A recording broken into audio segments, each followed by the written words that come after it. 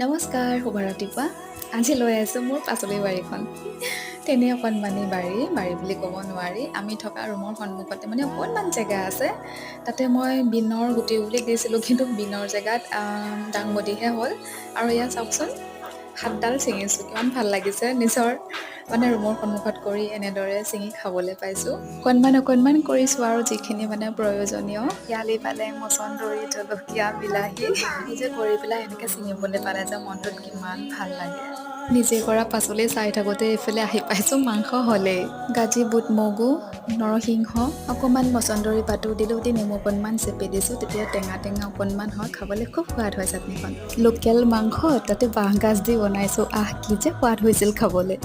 এইটো বছৰ প্ৰথম এয়া বাঁহগাজ দি বনোৱা লোকেল মাংস। কম মছলা ব্যৱহাৰ কৰি বনাইছোঁ, তাতে গৰমটোও বহুত বেছি। এয়াই আছিল মোৰ দেওবৰীয়া বিশেষ থালিখন। তেতিয়া আজিলৈ আহিছোঁ, বাই।